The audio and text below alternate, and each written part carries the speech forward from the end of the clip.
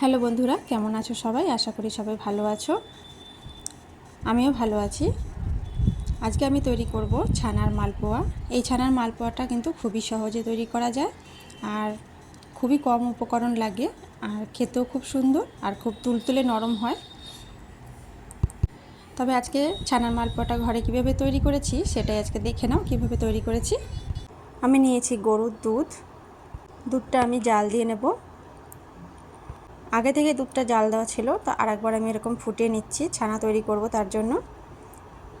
ফুটে উঠলেই বন্ধ করে দিলাম। 2 মিনিট পরে আমি এটা ফাটিয়ে নেব।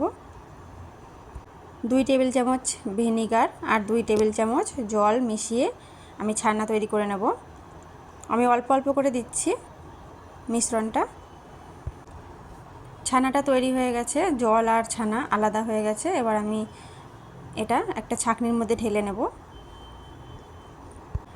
ঢেলে নেওয়ার পরে আমি আরেকবার ভালো অন্য জল দিয়ে, মানে পরিষ্কার সাদা জল দিয়ে ধুয়ে নেব ছানাটা, যাতে ভিনিগারের কোনো গন্ধ এর মধ্যে না থেকে যায়। একবার ধুয়ে নিচ্ছি।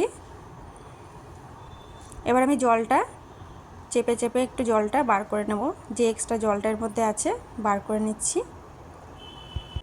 জলটা একদম ছেঁকে বার করে নেওয়ার পরে এবার আমি এটা একটা ছানার একটা পেস্ট বানিয়ে নেব। এর মধ্যে সামান্য জল দিয়ে একটা ব্যাটার মতন বানিয়ে নিয়েছি, পেস্ট মতন। এবার এই ছানাটা আমি ঢেলে নিচ্ছি একটা বাটির মধ্যে। একটু বড় বাটি নিতে হবে। আর এখানে নিচ্ছি সুজি, হাফ বাটি সুজি নিয়েছি, মানে মেজারমেন্ট কাপের হাফ কাপ আমি সুজি নিয়েছি।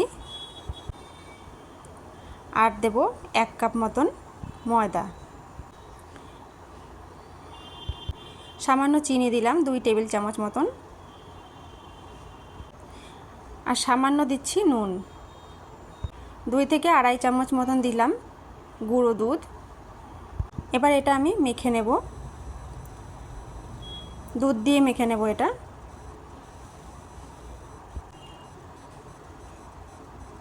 এখানে 3 বাটি মতন দুধ লেগেছিল মাখতে।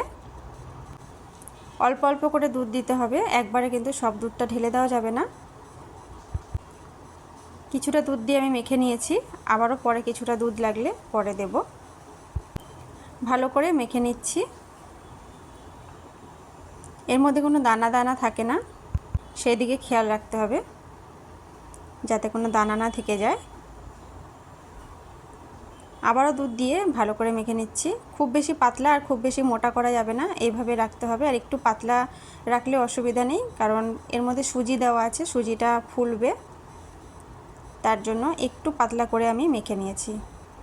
এটা আমি এখন 1 ঘন্টার মতন রেস্টে রেখে দেব।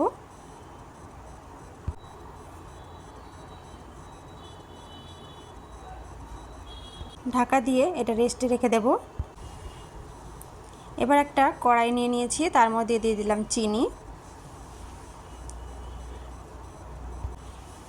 আমি একটা পাতলা শিরা তৈরি করব। দেড় কাপ মতন, মানে 1.5 বাটি মতন আমি চিনি নিয়েছি।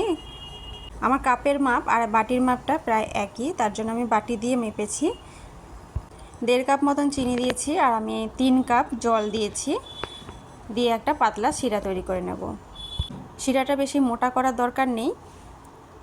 10 মিনিট মতন জাল করে নিয়ে বন্ধ করে দিলেই হবে। আর একটু চটচটে আঠা আঠা ভাব হয়ে গেলেই শিরাটা মনে করতে হবে হয়ে গেছে। এটা একতারে শিরা করার দরকার নেই, একটু আঠা আঠা হলেই হবে। শিরাটা নামিয়ে রেখেছি সাইডে। আর যে ব্যাটারটা আমি গুলেছিলাম সেই ব্যাটার থেকে 1 হাতা নিয়ে আমি দিয়ে দিলাম। এটা আমি সাদা তেলেই করছি। ব্যাটারটা দিয়ে আমি সাইডে যে তেলটা আছে সেটা একটু মালপোয়ার ওপরে দিয়ে দিলাম। মালপোয়াগুলো এক এক করে ভেজে আমি ওই শিরার মধ্যে দিয়ে দিচ্ছি। আবারও একটা মালপোয়া আমি তৈরি করে নিচ্ছি। এক এক করে সব মালপোয়াগুলো আমি তৈরি করে নেব।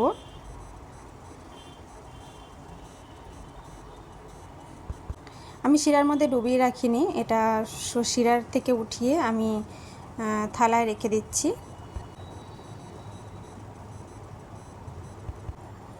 আর একটা মালপোয়া আমি তৈরি করে দেখাচ্ছি। এক এক করে কিন্তু সব মালপোয়াগুলি আমার বানানো হয়ে গেছে। দেখতেও খুব সুন্দর হয়েছে আর খেতে কিন্তু খুবই ভালো হয়েছিল, নরম, একদম নরম তুলতুলে। সব মালপোয়াগুলো তৈরি করা হয়ে গেছে। সামান্য ছানা নিয়ে আমি ওপরে একটু সাজিয়ে দিচ্ছি, এটা দেখতে সুন্দর লাগার জন্য। এটা না করলেও কোনো অসুবিধা নেই। ভিডিওটা ভালো লাগলে চ্যানেলটা সাবস্ক্রাইব করে আমার পাশে থাকবেন। আজকের মতন ভিডিওটা এখানেই শেষ করছি, আবারও চলে আসবো অন্য কোনো ভিডিও নিয়ে। সবাই ভালো থাকবেন, ধন্যবাদ।